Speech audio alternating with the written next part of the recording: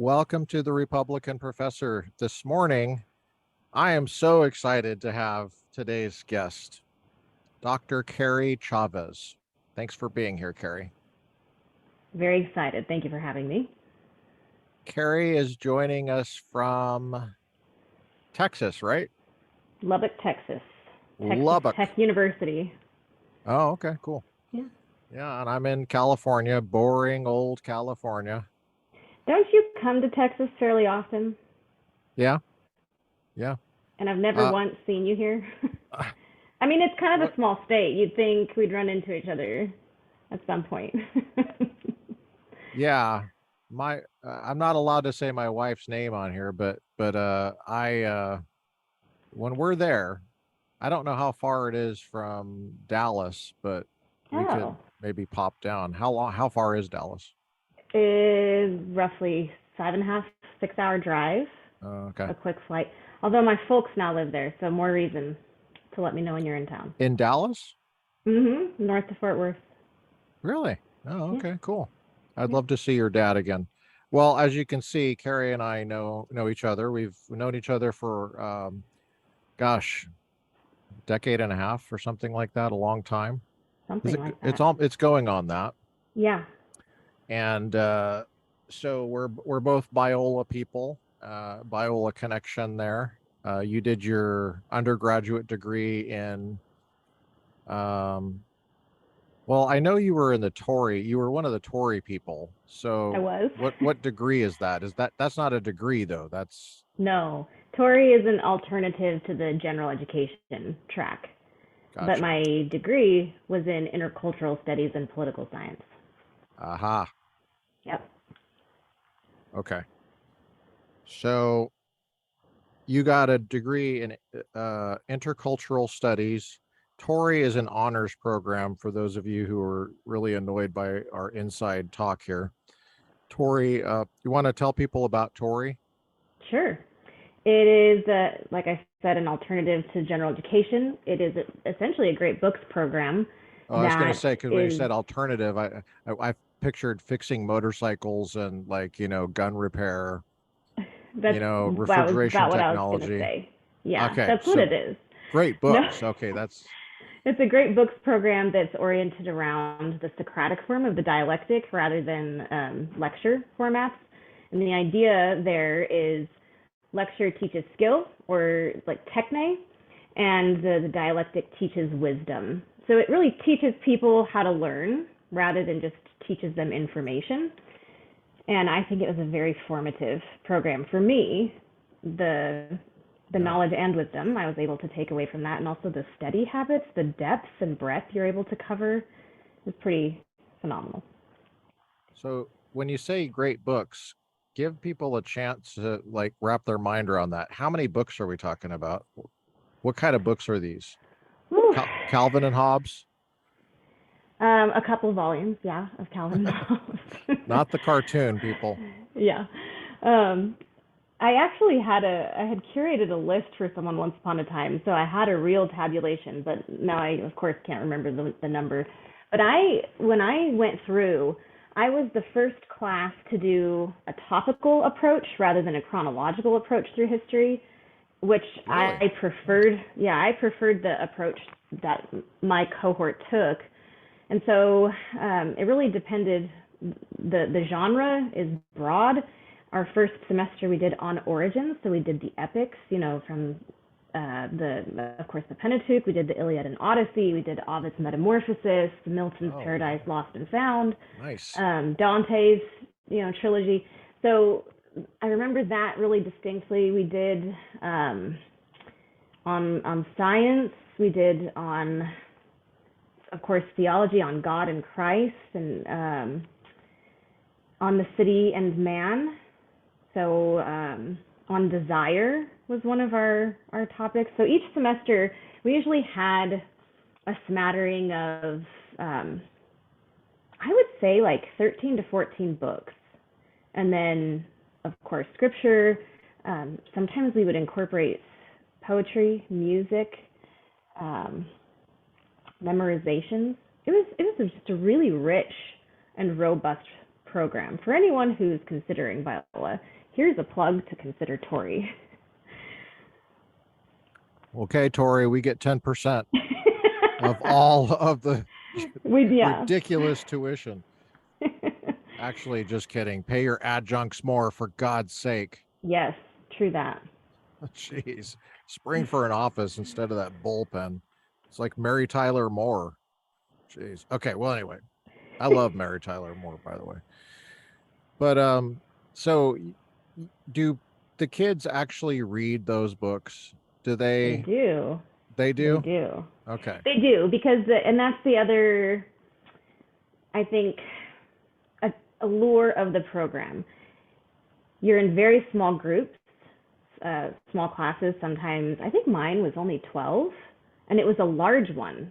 So I don't know what the size and structure of them is now, but I think I had 10 to 12 people at a given time in my, what we called house, my group.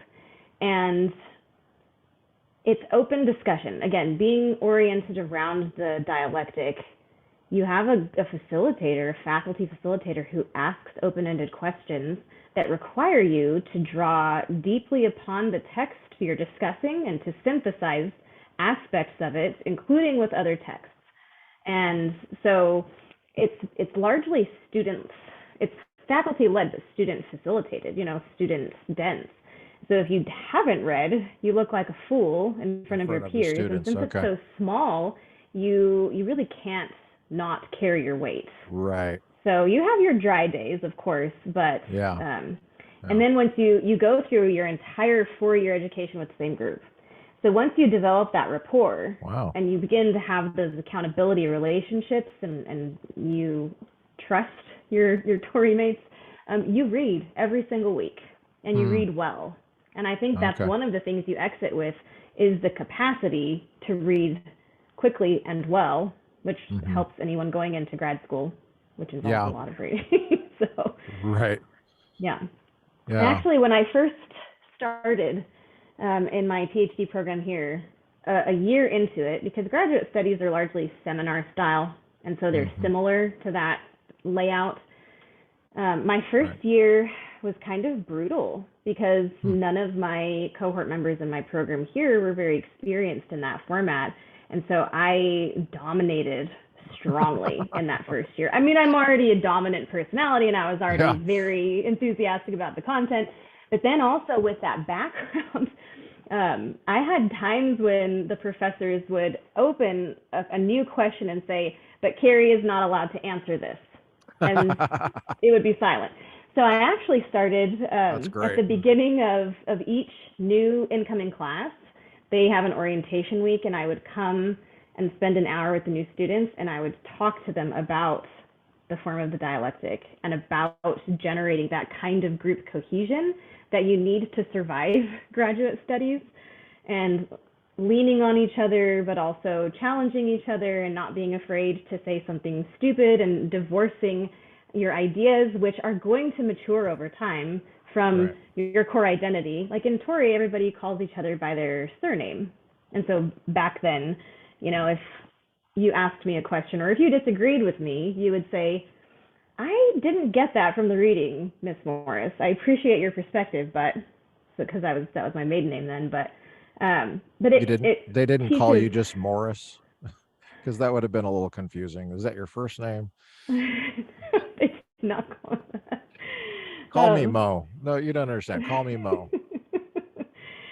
Dr. Pickett, call me Mo. What do you want me to call you now? What do you want me to call you now? Yeah. Do you have a... Oh, you're asking me? What do you call me? You. Do you have a nickname like that? Butthead. I don't know. People call me all sorts of stuff. People were calling me doctor like long before I got my doctorate. I used to correct them. I think I corrected them like the first 3 times, and then I just okay, whatever. And I just said, you know what, call me master instead, because I have a master's degree, and my first name's Luke, so like Dr. Phil.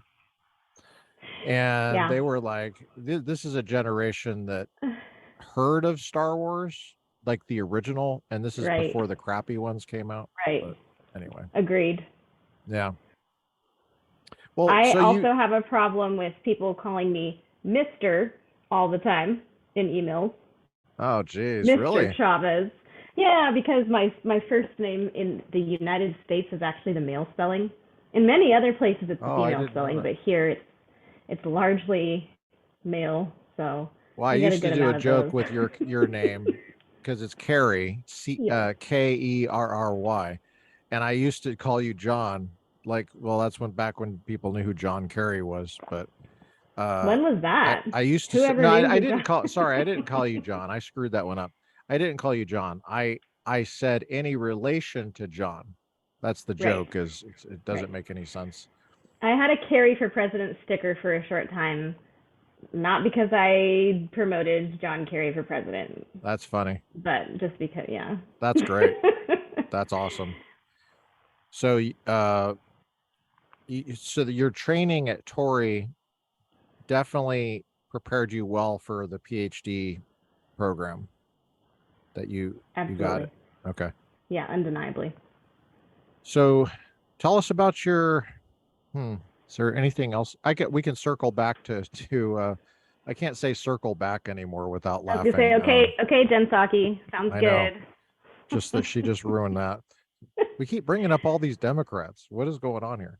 Well, tell us about your grad school training. You have some extensive experience in uh, a topic that we haven't covered here very much on TRP podcast, and that is international and security concerns. So tell us about your background in that, Okay. your academic background. Yeah. So my first master's degree is actually in international security studies from the University of St. Andrews. And that was interesting. Interesting good and interesting bad. I'll I explain thought it both. was Street Andrews. Okay, because I had a Yeah, best friend that grew up ST on Elm Andrews, Street right. and Right. same spelling. Okay, so you're Right. saying it's Saint. All right.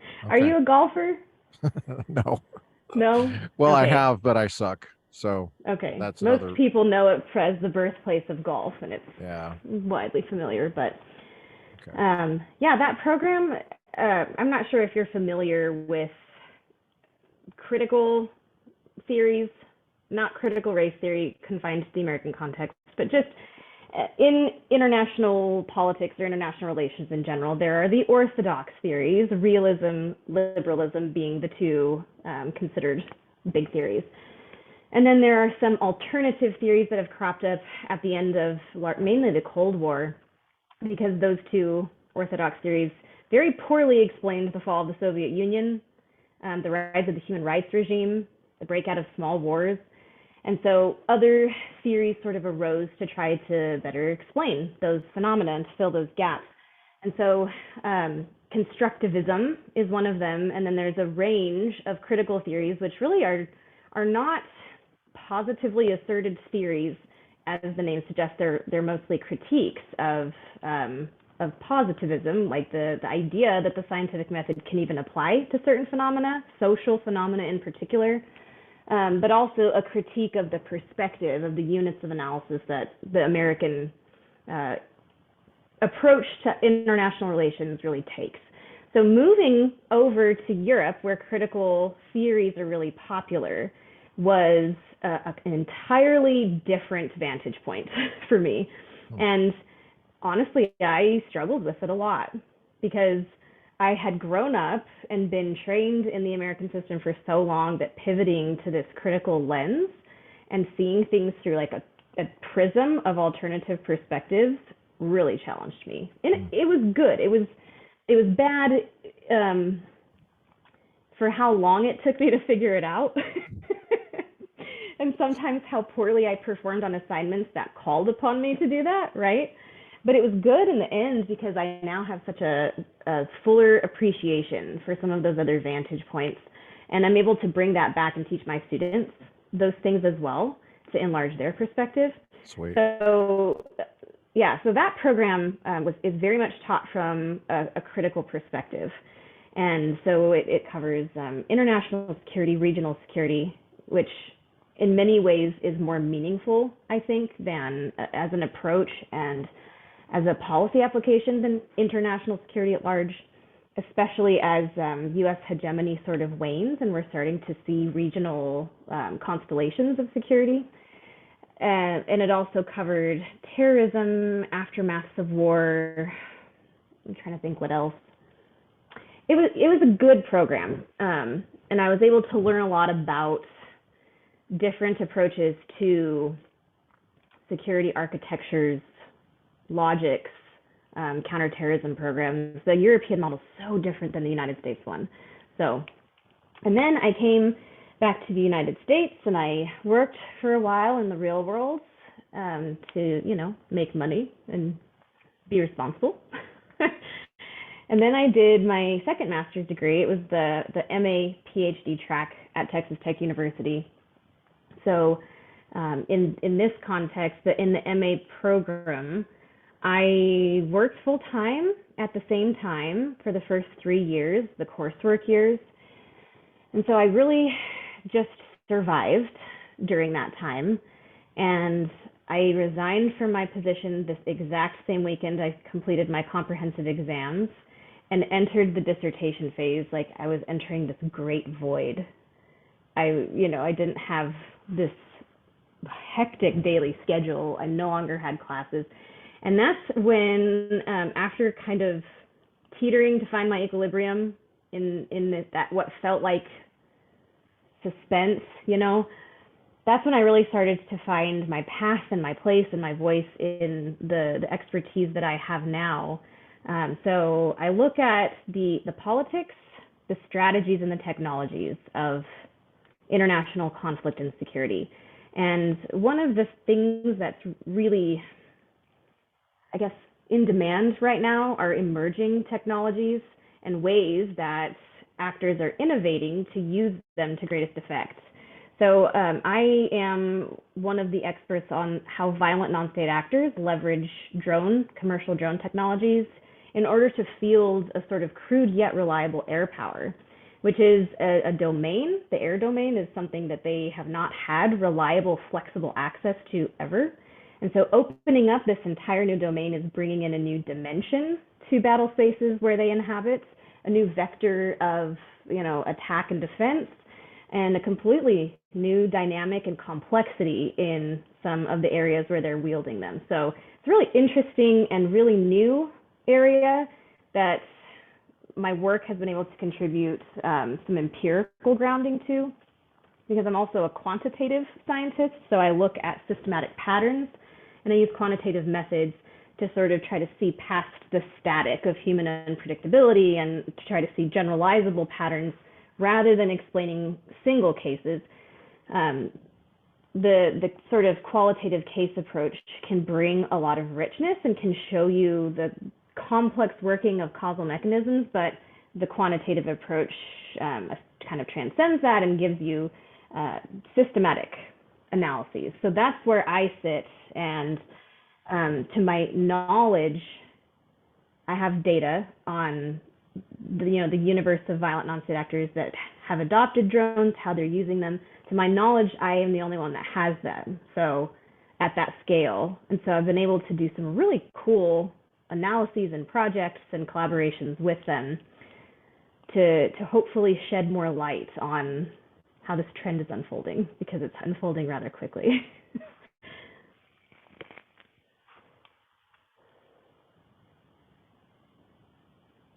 Hold on, Lucas, are you muted? Because I can't hear you. Okay. Sorry.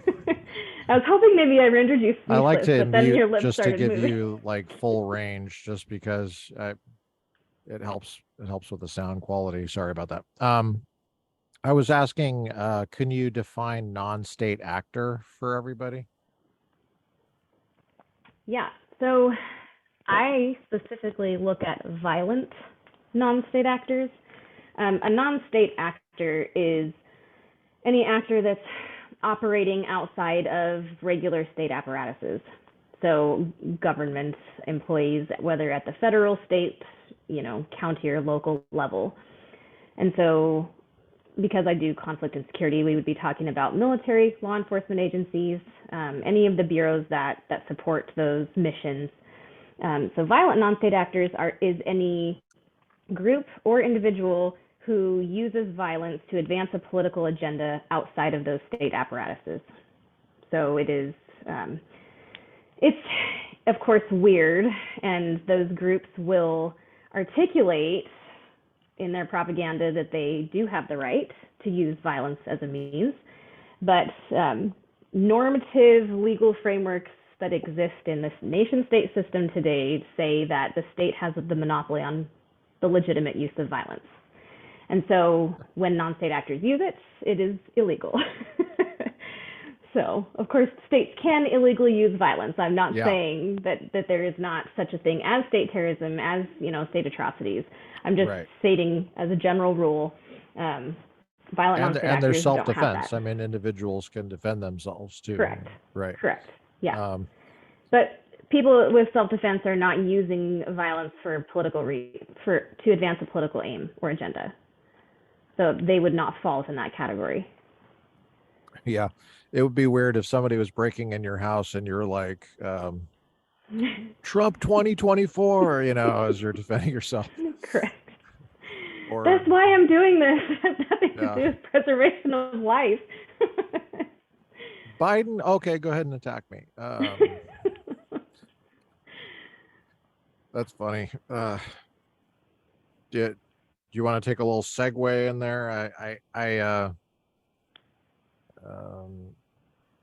You live in Texas, and there's these recent mass murders that have happened that have gotten people across the country all upset about security issues, and some of the methods seem to violate the Second Amendment. What do you think about? Do you ever think about security in those terms, like in terms of? Because you must be thinking about security all the time. So does it ever translate into like, how safe is my campus? How safe is my area, my home, my neighborhood? What's the best way to secure? Sure. I'm thinking of security all the time, like eating dinner, sleeping. I sleep, dream, security. Thanks for that. I'm glad to hear you said you sleep. That's good. I thought that's what you were going to say. You're like, yeah, I sleep. And then stop. That's it. That's my statement. So I rest, but yeah. No, I do think I do consider strategic, operational, and tactical levels of security, both in my work and as an individual. Of course, I think that's pretty rational. I think it's pretty normal. Yeah, that's right. You must be a 6 on the Enneagram. I don't know if you figure. I am a 5. You're a 5? A strong, foreleaning 5. We've talked about this. We've absolutely talked about this. You're thinking of security all the time. Oh, yeah, That's a 6. I don't know what I'm talking about on the Enneagram. I really shouldn't get on that because I don't really know what I'm talking about. Well, the 6 is the need for security. You're right. Okay. But I'm not driven by a need for security. I am driven by a fascination and the propensity to provide security for others. But I'm not phobic or contraphobic myself. I'm driven by a need to understand. That's the 5. And by understanding, I can then implement and execute those plans. Okay. Wow. I didn't know that. Maybe I'm a 5 too then. I wouldn't doubt it. Yeah. I'm surprised that you don't know. I know. Well. Yeah, you need to brush up on that. It's all weird to me. I mean, well, I think it's like just the idea of that. Just the name of it sounds weird too. Like if you're talking about the Enneagram, I don't know. It just sounds like astrology or something. It sounds like, what's your sign? Well, it's adapted from some ancient Persian typology. Okay. So it probably has derivatives from astrological origins. But people can apply it from different perspectives. I really like Richard Rohr and Andreas Ebert's approach to it. So I've seen that name. I've seen yeah, those books. Yep. Yeah. yeah, I mean, we have the books, but I just don't read them. Because we have so many other books. I right. see them around. You should. That is one I think that you would benefit from. Yeah. Well, I'll The read it premise when I get behind around to it. there you go. Yeah. I think the premise behind that one is that Christ, being fully God and fully man, was whole man, that he embodied all the personality types perfectly. And by identifying the one that we uniquely host, that seed of logos, we can actually be redeemed through that seed of personality, and that the process of emulating Christ likeness is not necessarily emulating specific behaviors, which is an external effort. It is having those internal components redeemed. But you have to know what they are, and you have to know what your pitfalls and your compellences are in order for that process to be fruitful. So Gotcha. I think it's important for people on a sanctifying process. But anyway, Is there like a YouTube video of that guy, Richard Rohr? Is he like, I imagine so. He's a Catholic yes, mystic and priest. I saw him on a YouTube Yeah. video. I probably years ago, I watched him, and I was like, I don't think I've ever observed him speak, but I've read a few of his works, and he's I got the appreciate feeling, his. it's got the feeling of like Central California in the 60s, kind of a Oh yeah, feel. very much. Yes. Big Sur-ish, Yes. Hunter S. Thompson without the guns and the cuss words. If you know that whole Well, thing. you can add in guns and cuss words in your imagination if it makes you feel better. That's pretty much, yeah. I'm already there probably. So Probably. do you But no, like back to guns? Do you like guns? do I like guns? Did you grow up with guns? I did. Yeah, I grew up a big game hunter. Oh, I appreciate having tools and rights. amen. Yeah. Where do you want to say where you grew up, roughly? Not Mm, the exact vector, yeah, but well, I was born in New Mexico, but grew up most of my memorable childhood in Arizona, in the okay. So mountains of you're Arizona. west, from the west. Yeah, I would That say Western southwest. heritage. Yeah, Yeah, that's right. correct. That whole, Louis L'Amour kind of a thing.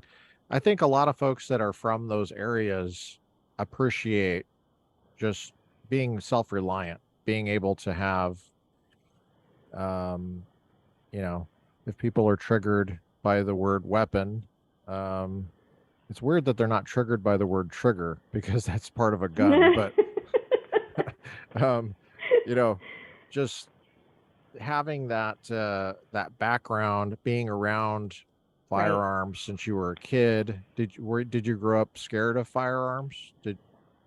Were you trained by your parents on how to handle them? I was on proper handling, safety, respect of what they are. Mm-hmm. Yeah. Yeah, and you're And right. That rugged from when you were individualism a kid, runs through that area from when were I you? was a youth. Yeah. I think my Yeah, that first makes a difference. hunting trip was when I was 8 years old. So, Yeah, that's pretty young. right. That's pretty young. Was that a big game trip? Mhm. You were 8 when you were hunting big game? Yeah. First Wow, first that's elk pretty young. field dressing, 8 years old.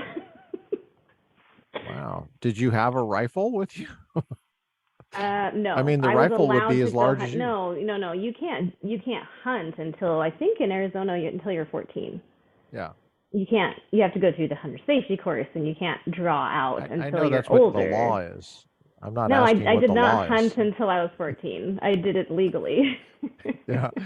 It's like asking about your drive and you're like telling me about the speed limit. That's not what I'm asking. Right. No, I don't I think that don't go the my speed limit. tender heart for animals could have Yeah. handled it any younger because Yeah.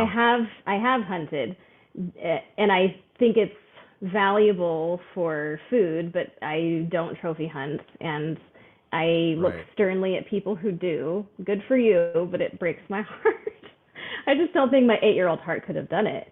So I wouldn't But have broken the yeah, law for that the reason. trophy hunting that I do is like it would look very weird. It would like first of all I don't trophy hunt, but if I was, it would just be a bunch of rat skulls, rat Oh, faces. from the backyard, you know. Oh, That would be my trophy hunting room.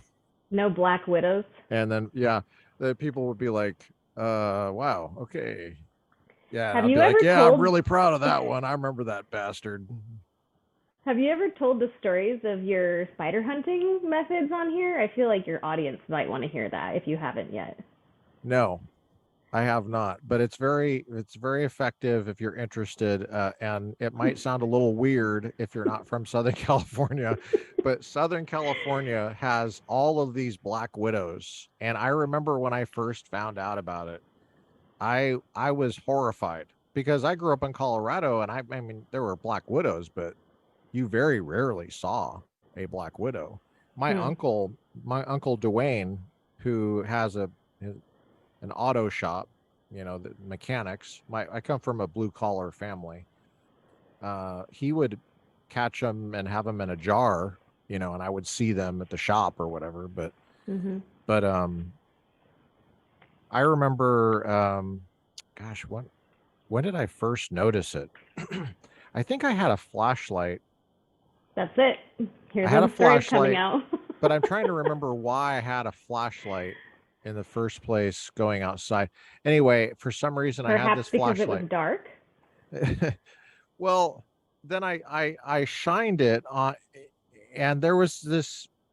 Had just been sitting there on the concrete earlier, and there was this dark object. I mean, it was like clearly a Silhouette. shadow, Yeah. and I was like, "What is that?" And then I looked closely, and it was a black widow just hanging there. Yeah. And so then I started looking all around, and I saw all sorts of hanging objects, just and that's how you find them. You go out at night and you get the Mhm. flashlight and you look for the hanging object, or you look for a leaf that's just hanging there. That's a black widow web. And they like, predictably, in Southern California, it's odd, they don't like inside. They never come inside, Mm-mm. not even in the garage. They don't come in the garage. They prefer outdoors. They love stairwells, any corner, underneath furniture, lawn furniture, stuff like that, like Mhm. chairs and stuff like that. So yeah, I've killed So let me 30, 20 explain or to 30 in one night. yeah. So what he does is he finds them, he spotlights them with Yeah. a flashlight, and then he has an aerosol spray can of what? Well, I don't want to say any kind of a brand because Raid isn't paying us for Dang it. 10%, Okay, so but it's but some kind of it is Raid. poison. It's It is bug. Raid. Okay. We get Yeah, so 10% he Raid. finds them and he gets like as close as as Quick possible, as comfortable, and a and very he short spray. It sprays doesn't them. take And so long. if you hear, yeah, Yeah. yeah, Yeah, and hmm I remember Black Widow Hunter. I think I counted like 30 in one night. And usually if Ugh, you do that, you clean them out. yeah, It's like it's like terrorists, you know. I mean, yeah, then they'll come back eventually, yeah. but it's like months later or something like that. We are going So down rabbit hole after rabbit hole here, it's which is not, it has fine. nothing to do with race or gender. No, A black but widow has I'm nothing gonna to do with tell that. you another spider story right quick, just because you told a horrifying spider story. When I first moved to Lubbock, I got a house here, and the garage, when I moved out from that house, I was getting things out of the garage. I had, sundry items. And I was moving some box, Mm. and I saw a spider, and it was a brown recluse. Oh, And the more boxes I moved out of that garage, the more and more and more. That garage was rife with brown recluse spiders. oh, And I jeez. ended up bombing it.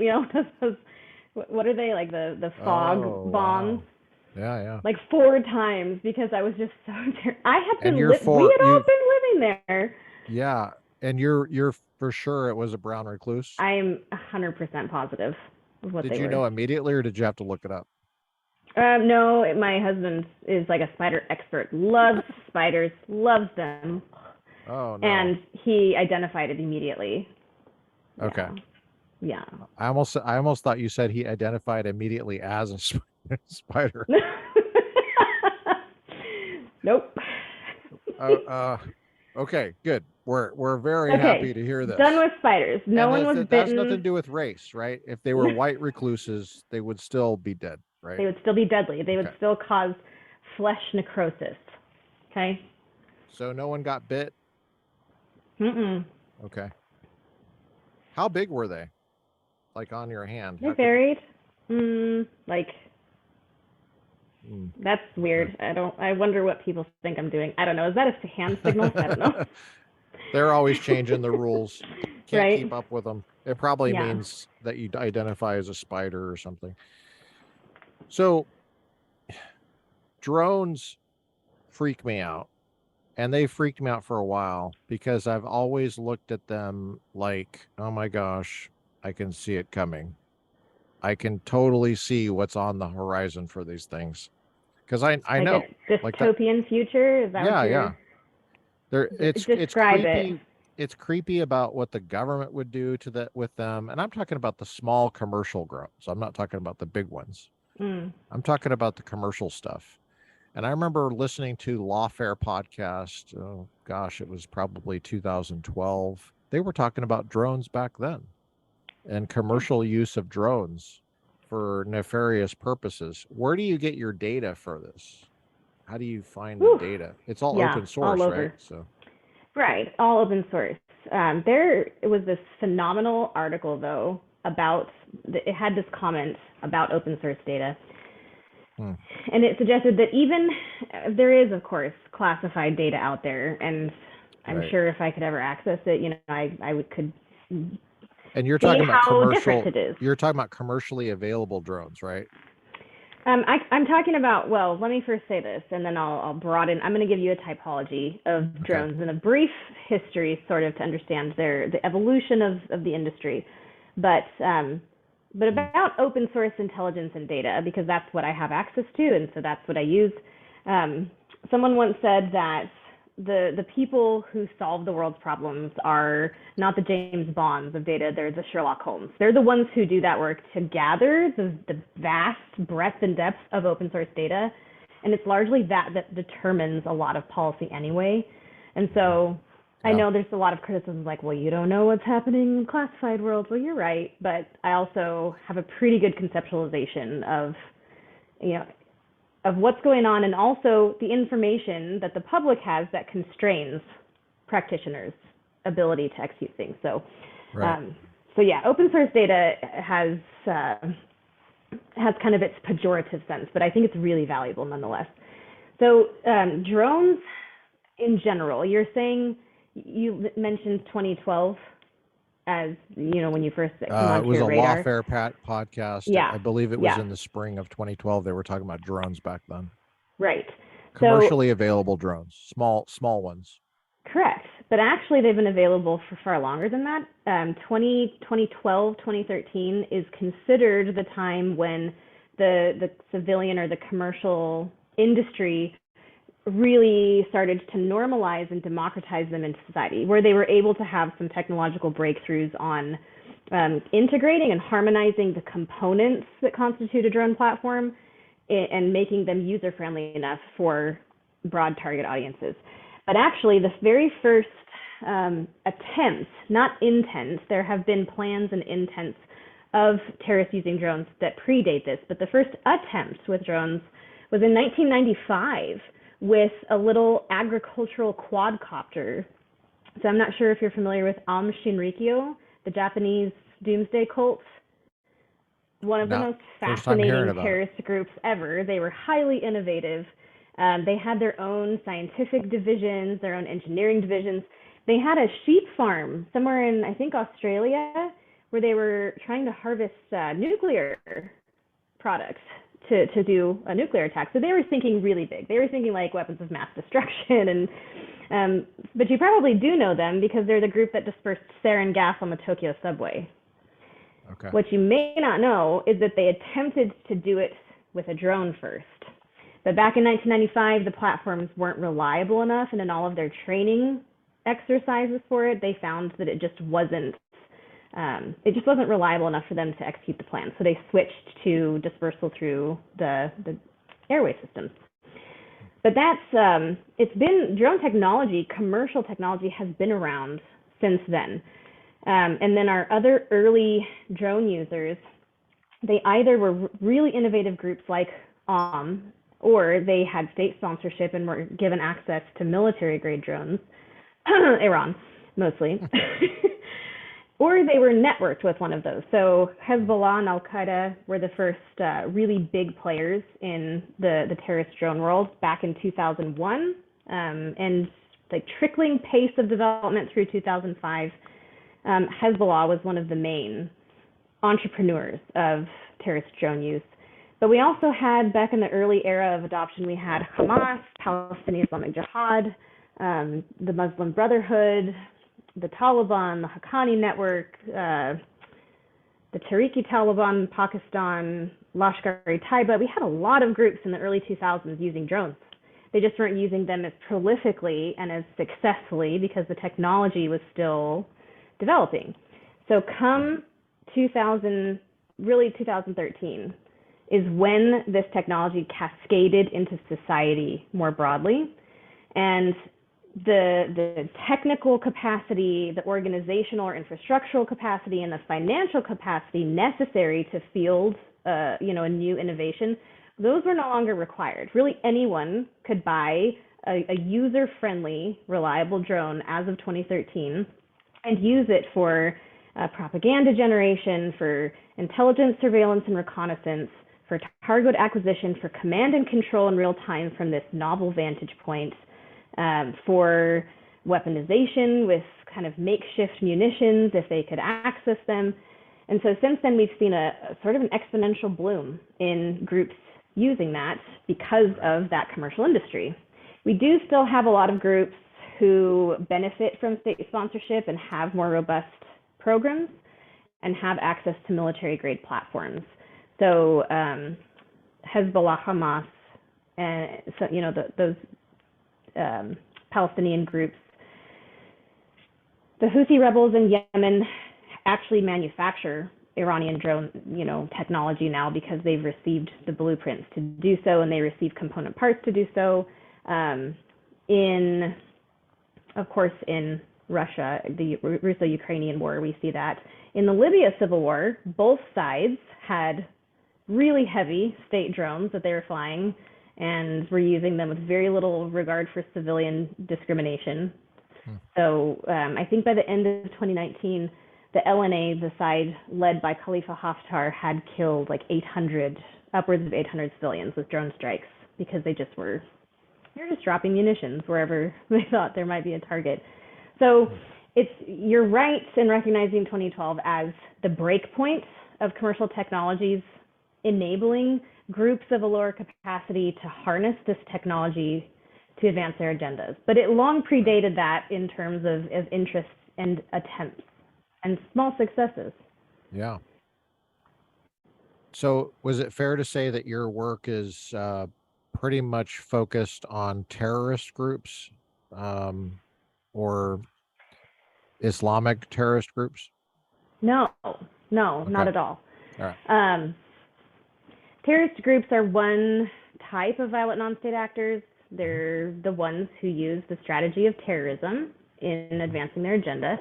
But no, I look at insurgents, rebels, transnational criminals, cartels, smugglers.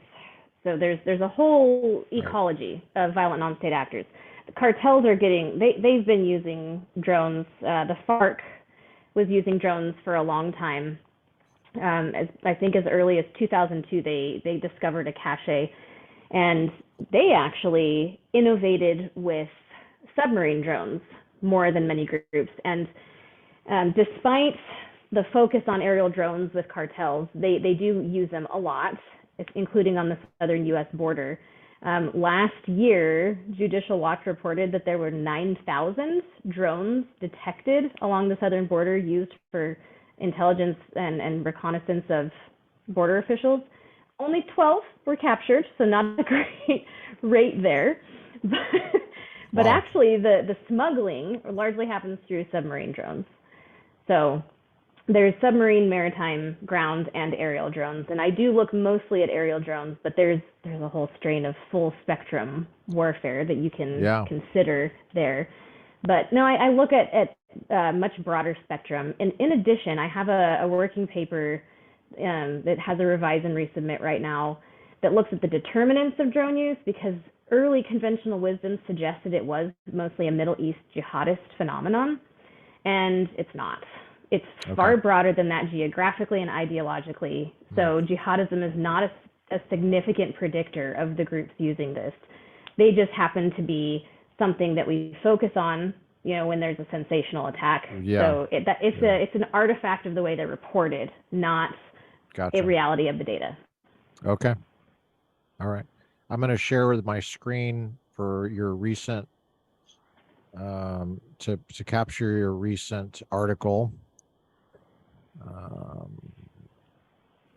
You recently were published in War on the Rocks last week, I guess. Actually, it's this week. Shoot, just came out. Yeah. It's called Weak States and Loose Arms Lessons.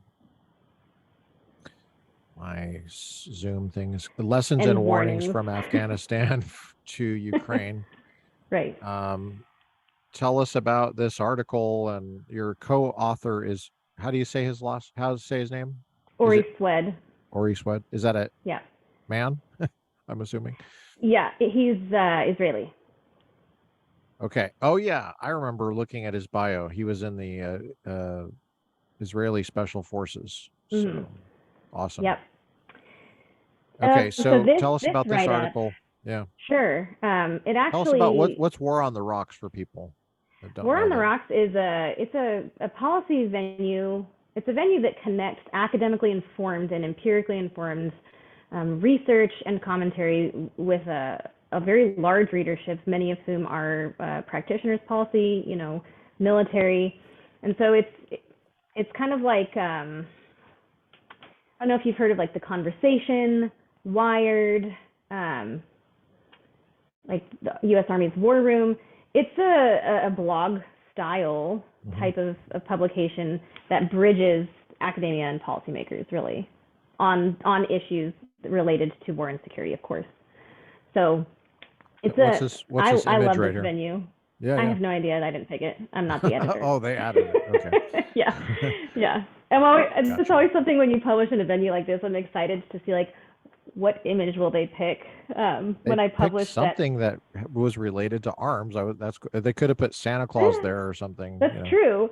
When I published with one of the Air Force's venues, the Air and Space Power Journal, the image they picked, it posts and you're like, oh, okay. Yeah. That's an editorial choice.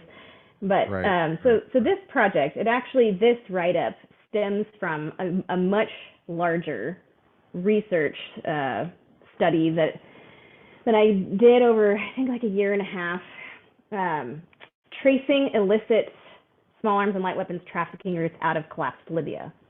And so if you go to, well, you don't have to. There is an image in here. If you scroll down to the GIS map. Yeah, I saw that. Yeah. Okay, so this is actually lifted out of that paper, and we in that study, we talk about the theoretical logic of what happens after a state collapses and how there's a whole sub-literature called conflict contagion or diffusion.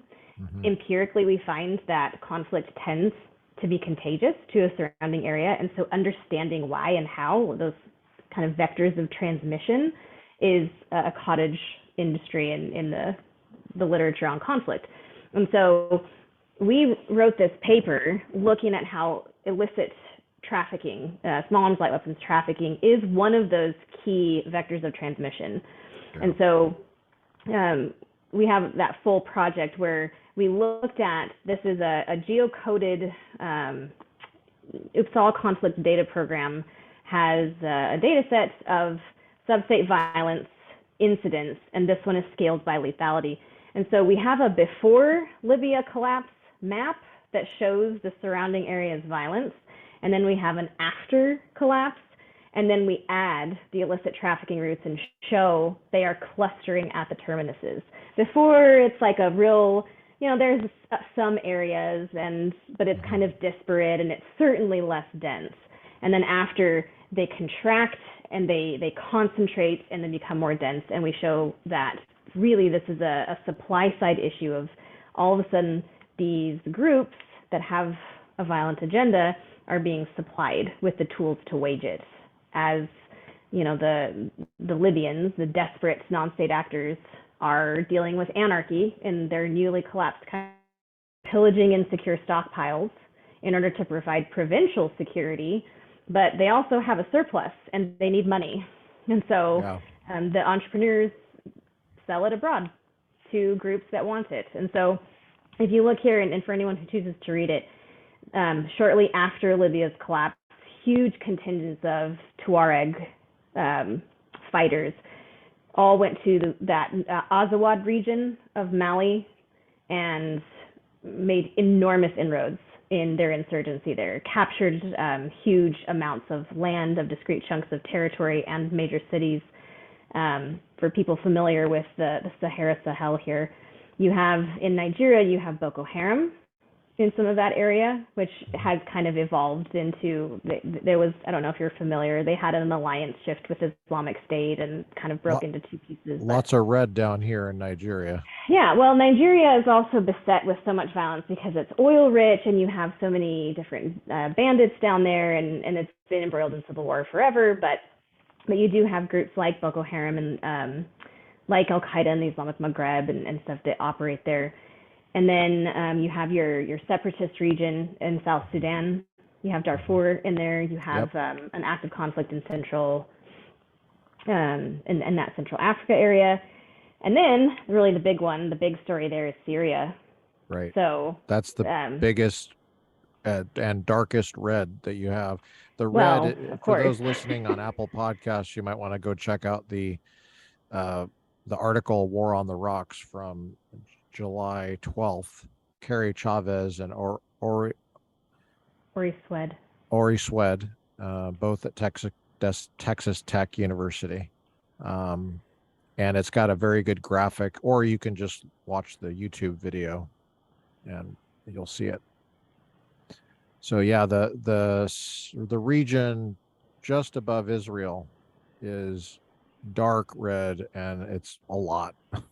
And right, that means that there's a lot of fatalities coming out of. Syria has been embroiled in a civil war, a very bloody civil war since 2014, and of course it's not the sole source, and it's hard to trace what we call provenance of these illicit weapons, but we have a lot. I was going to ask you, how do you trace it? Well, that's very difficult. That's why in this project we show the inputs and the outputs. We show the collapse and pre-collapse information, and then the post-collapse. So it's really hard to show what's operating in between, and that's where our theory is trying to explain.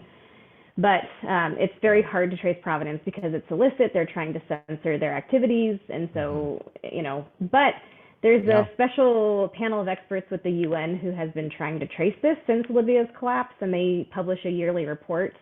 And just to give you context, like 1 year, for what they were able to collect in Syria, they were able to trace the provenance of a number of weapon systems and ammunition back to Libya, and it was like 60 pages worth of line items. And that's not just like 60, individual. It was like this type of weapon, the quantity that they located was a single line. So there was a lot that made it to Syria. Again, not the sole source, of course, for the actors, the combatants there, but a considerable one. And we don't have the counterfactual of how Syria would have gone if Libya hadn't collapsed and their arsenals were shipped over, but we can see that it has been contributing as a factor in some way. So then, of course, the article pivots to Afghanistan, because very recently that state more or less collapsed and the Taliban gained access to considerable stockpiles of United States small arms and light weapons. Hmm. And that we actually can catalog because we have government accountability reports. We know how much was left behind, for what's open source. And then finally, it speculates about what could happen as weapons are poured into Ukraine, and not knowing how that hot war will end, whether Ukraine wins, Yeah. negotiates a settlement, loses and collapses. That's going to have significant implications for what happens to those arsenals that, Ukraine is stuffed to the gills with these types of weapons that are easily trafficable and in high demand with a lot of groups. Yeah. Wow. It's amazing. To me, just looking at this, it looks like a lot of work to get the data. It is. Just, I mean, it just looks Thank you overwhelming for to me. noticing. I mean, it just looks overwhelming. Well, I mean, I don't have a lot of experience in this, but I have, uh, when I was 17, I joined the Navy, and, 18, I met my first Navy SEAL at 18 years old, and, started training with them, and not voluntarily. They, they made me, and, turned out it was a good experience. I was, running and working out with the SEALs, and doing some small arms training on Fort Ord, and in my language school training, there were a lot of special forces there, and it was not your average everyday 18-year-old experience, I suppose. But I had a top secret clearance when I was 19, and, I just remember there was always so much information, Hmm. and I didn't read most of it. I just wasn't interested. And it's Hmm. not written in the kind of prose that is interesting, to me anyway. The Yeah. acronyms and all sorts of stuff. You can, I would read what I had to read for my job, but I wasn't that interested in it just because it was so. Some people did. They would stay at the skiff, which is a sensitive compartment information facility. They would stay late and read. They would get there early, and I was, um, I was a minimal Manny. I just, I did what I had to do, and I got out. Yeah. But the stuff a lot of people don't know, but in the skiff, there's all sorts of open source stuff too. Hmm. Open source is actually quite valuable. I think most of what we know about everything is open source, and, certainly the folks that were targeting us knew that, and they were developing open source material on us all the time, Right. and we had to be aware of that. Um, I mean, I remember the first time I had my photograph taken with a telephoto lens, and I noticed it, and I happened to be, I think I was walking down the steps with my chief, and he told me what was happening. Um, and we knew, we got briefed on it. They were probably North Korean people because espionage is legal in Japan. Hmm.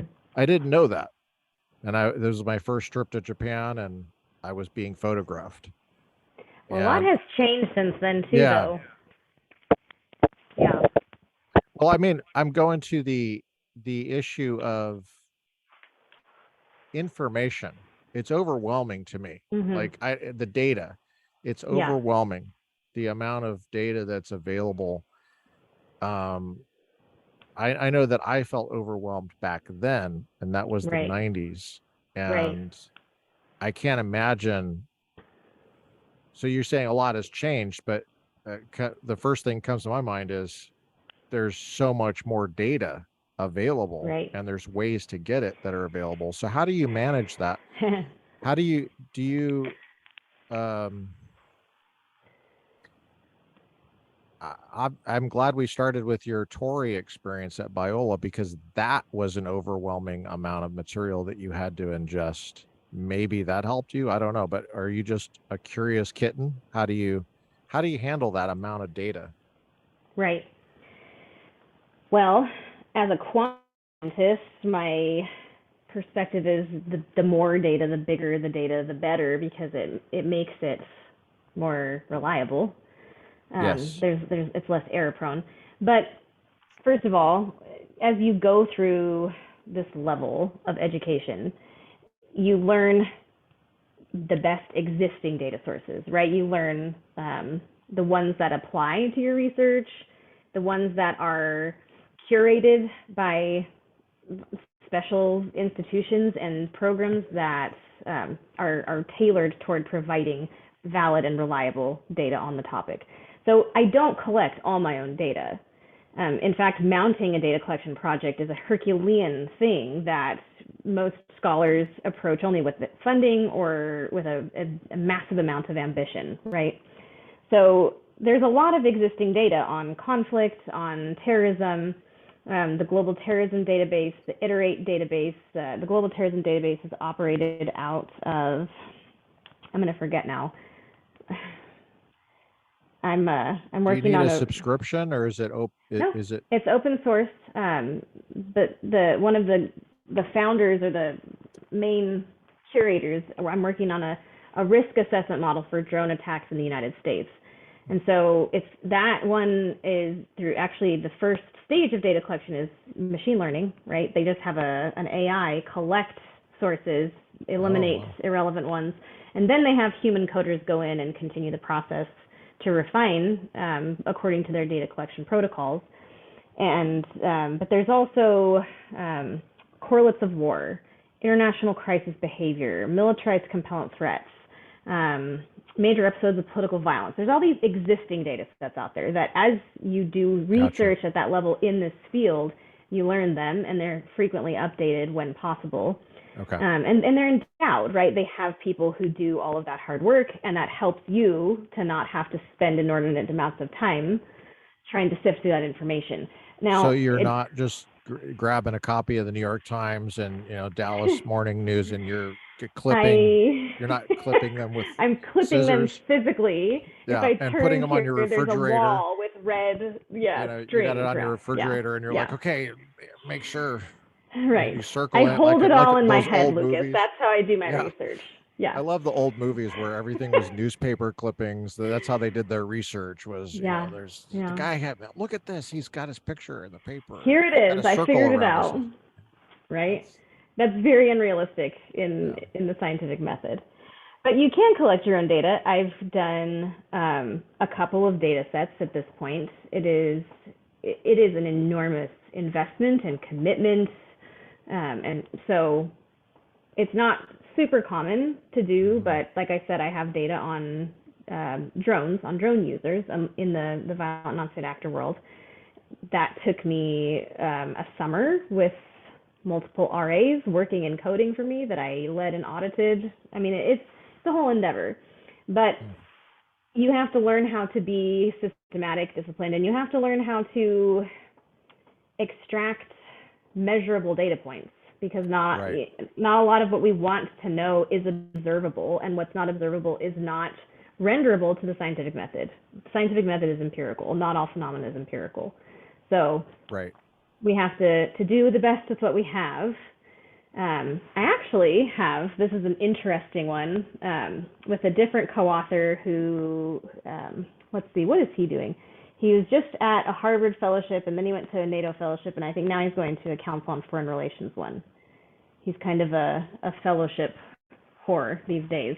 But eventually he's going to move into a permanent position. But we have a project, this is going to be so taboo for so many academic audiences. I don't know how many academics listen to your podcast, but academic people, they need to just loosen up and just knock it off. We'll see what you think. You'll see what we'll see. So we have several questions about how states fight. Okay, like the actual prosecution of conflict. There's so much research on the causes and the outcomes, but like how states are fighting in those interstices is much less known. And for what we do know, a lot of it is siloed into individual things. So like there's the work on air power that just looks at air power. And then there's the work on, well, nobody looks at sea power. No, I'm just kidding. But you have your specific approaches, and that does not allow you a substitutable lens, or it doesn't allow you to look at how force packages are, or force structures are packaged together. And so, and largely it's because these data don't exist. So what we did is we scraped information from the understructure of Wikipedia on the full universe of U.S. military interventions. From 1989, the advent of the cruise missile, up to the beginning of 2020 when we finished the data collection. Wow. And it tells us, like, nobody has the full universe of U.S. military interventions because it's so time consuming to collect. But we used Sparkle, which is a resource description framework query language, and we had it scrape it for us. And then we, cleaned and validated and coded it. But we have these data that it's far more granular. We have geocodings, we have the means of force used for each intervention, and this is so important for the way it's modeled statistically, we have it nested in its interdependencies. So like existing data sets have one line for the Afghanistan war, or maybe two. I think Rand Corporation has like 8 lines, but they're independent lines of that don't show that they're connected to each other, like sub-campaigns in the larger Afghanistan war. That's bananas. That's not how it really works. There are campaigns that have operations within them, that have interventions within them, right? And so we actually were able to identify the nested structure and arrange the data in that format. And so we're doing, we have a hopefully forthcoming paper that introduces the data set, and then we have a number of projects lined up to start describing the predictors of different types of force, how high technology, they use the different predictors for when they use drones, cruise missiles versus ground troops. So that's another example of laborious, although less laborious because of the coding data collection project. And that took us like 3 years. Wow. Just for perspective. So wow. So How many hours a week though? Like 1 hour a week? Oh no. He had a small army of research assistants out of UCSD working for us. Okay. So it was many hundreds of man hours that went into that. Yeah. Data collection's no joke. Yeah. How did you know that you were a quant? Like when you're going through, did you take statistics as an undergrad? Nope. During My first Torrey? statistics class was in my Ph.D. That would have been program. weird for you to be a Torrey person and in statistics class. I feel like, you're reading Dante and you're like, you know what? Damn it, I want some more math here. Don't create that false dichotomy. You can have like a vibrant appreciation of art and still be a mathematician. That's true. Yeah. I would classify myself as such a one. I chose political science because it unifies those two sides of me. Because quantitative political science specifically, because well, how early was that connection with that material? Was that in your undergrad that you had that connection, or as a quant? No, it wasn't until I got to this program. Okay. Yeah. So it wasn't until I learned Andrews? the skill. It wasn't in Street Andrews that doesn't do quantitative methods. No. No, until I started learning the skill and how to use it as a tool to answer questions, I didn't. I mean, I couldn't have known. I didn't know what I didn't know. But as I learned the methods and as I learned how to apply them to answer the types of questions I had, I appreciate other methods and I triangulate with other methods, but I am pretty staunchly a quant scientist. I guess it kind of depends on the questions you're bringing and the question. It absolutely does. Absolutely does. See, maybe you're good at generating kind of quant friendly questions, or I don't know if that's the right way to put it, but like it just feels like there's an art to it. Like there's an art to knowing how to not totally waste your time, because that's my fear with the quant thing. That's why I knew I was not a quant, because I was like, I don't know if I'm not going to waste my time for 20 years, basically, because but some people just seem to have a fit like, okay, I can get those data these data are already here. And so let me formulate the question where this is relevant. Right. Did you find yourself just naturally asking quantifiable, answerable No, questions, or no, that's a skill. That's a skill you learn and something you're trained to do. I mean, okay? So you had yeah, good mentoring. yeah. Yeah. My dissertation advisor and mentor through this whole process is a methodologist, like a very talented, brilliant methodologist, Yeah. an advanced one. So I Hmm. was able to learn how to derive those types of questions. But I actually teach methods. I teach research design and statistical analysis to undergraduates. And so I too teach them how to recalibrate their thinking about those more generalizable and systematic questions, how to find parsimony in their questions rather than honing in on one case. And so I teach them strategies to arrive at Okay. that, and I Yeah. teach them the value of that. Hmm. But really it is the inductive process Right. to arrive at the right question that can be answered with deductive methods. That's an art. This is a science. So it really is that blending.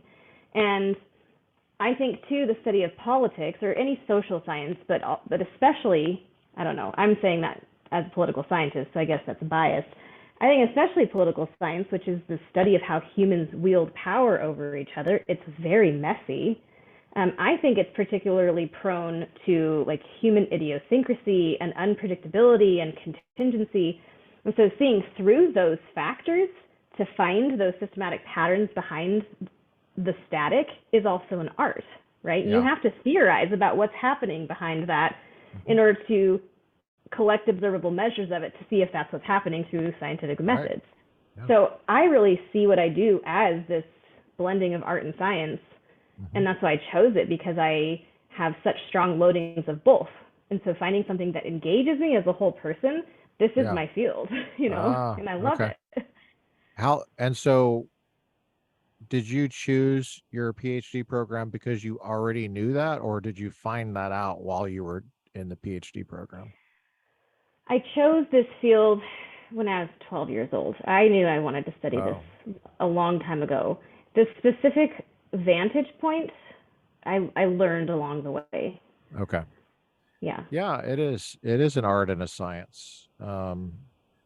The How much of your work is geared toward, okay, I want to publish, and I have a venue I want to publish in, and I know this is a good fit for that, and I'm going to go for that. How much of that is kind of driving things?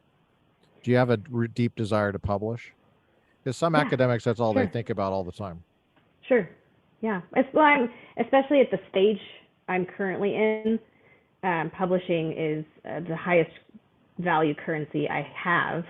Yeah. And I came to Texas Tech because I lived in Lubbock. I didn't come to Lubbock to go to Texas Tech. And Texas Tech has a fine enough pedigree, but it's not um, it's not in the type of tier where I want to go. And so I have to transcend pedigree to go where I want to go, which the only way to do that is through publications Yeah. or enormous grants. But publications are more within my control. So it Right. is important to me, especially at this juncture. But I don't write. I don't usually write papers or do a research project for a specific venue. I do work that interests me and that I think is valuable and advances cumulative scientific knowledge. And then I find journals that are reputable that fit that agenda well, right?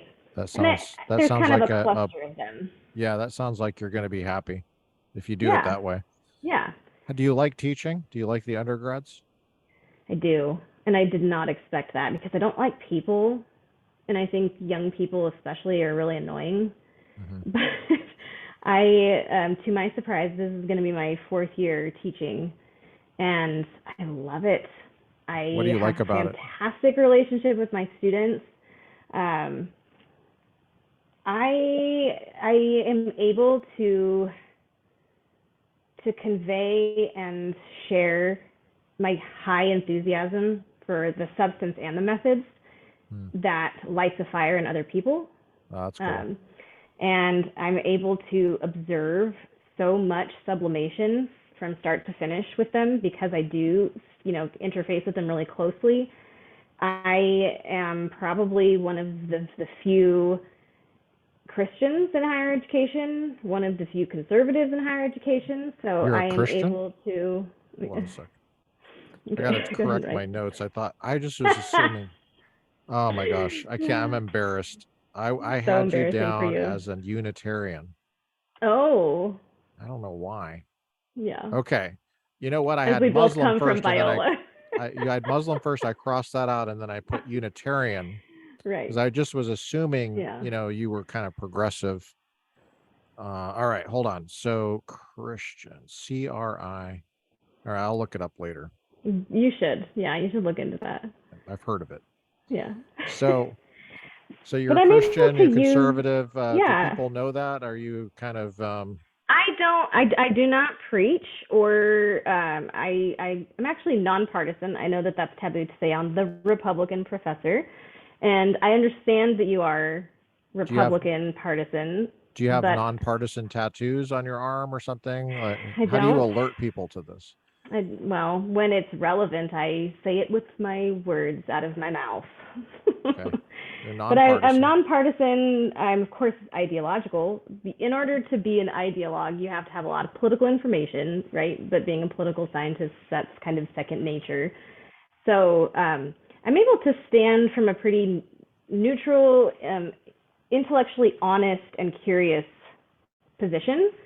And it's absolutely a blast to engage with students from that place because they are so formative Yeah. and impressionable at this age, and especially the ones emerging right now. That a lot of them, they're individuating and they're trying to engage with the real world for the first time, and a lot of them don't have the coping skills or the tools to do that, and they really flounder, and they don't have the mentors to help them. Yes, And that's so key. That's key.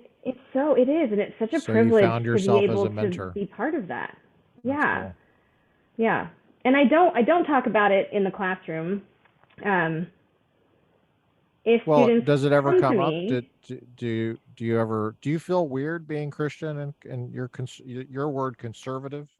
hmm Do you feel like you belong on the campus? yeah. But Okay. that's because I don't derive my sense of belonging from like my community's perspective of me.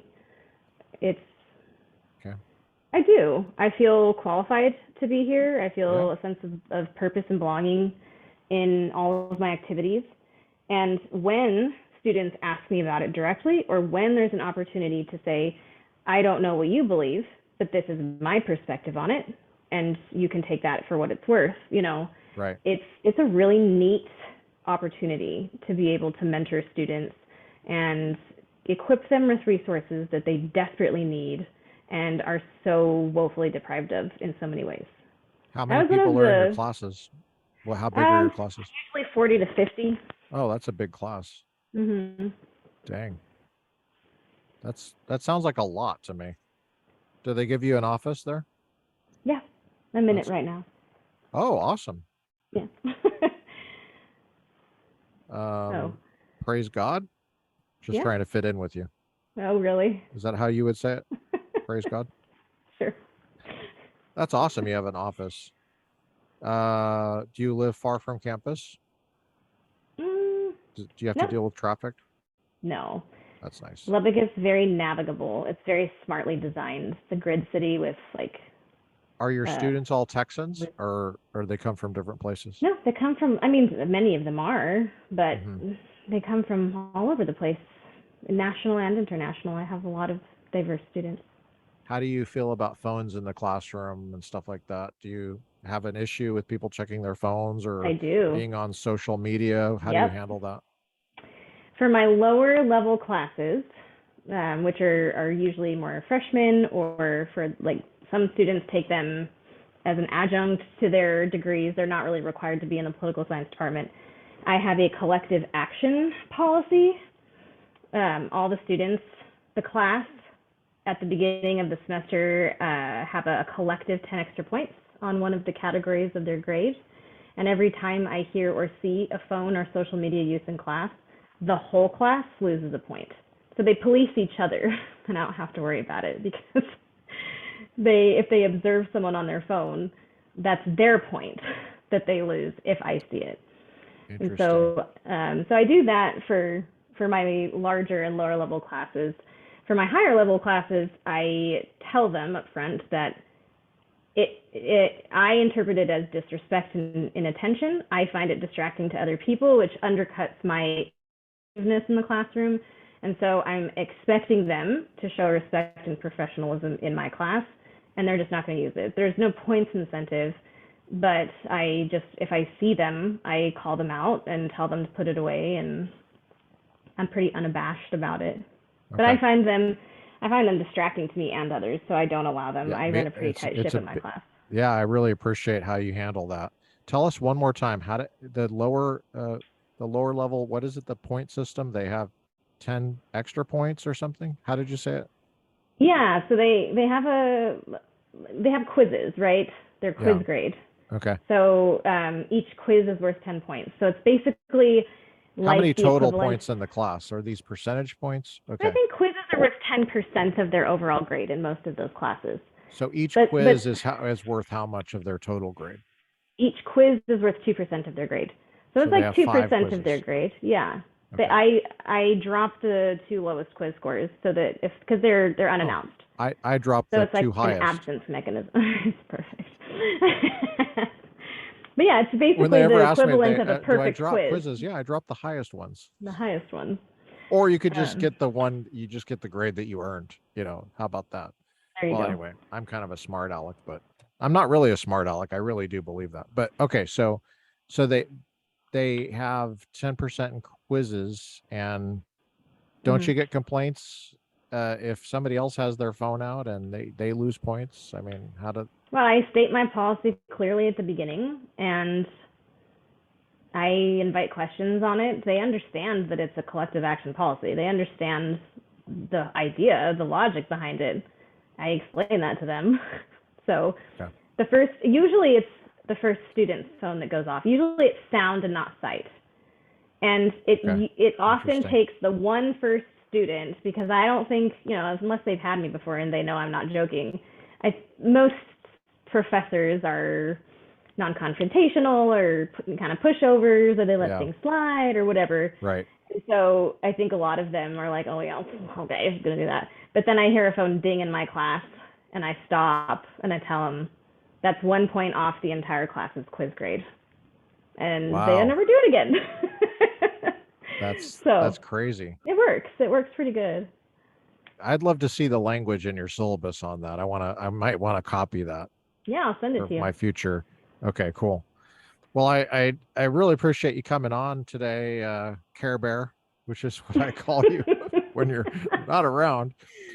Sometimes I call it to your face, but I just can't help it. Care Bear, Kerry, Dr. Kerry Chavez is an honored guest, and I love the skills that you bring to this whole thing. I love that you're a quant, because I'm not, and we need good quant people out there, and I'm so glad that you're doing the work you're doing. So thanks for coming on and sharing part of it with us. Yeah. Thanks for the rather intertwining chat. Anytime. With the Anytime. big tangents. Yeah. All right.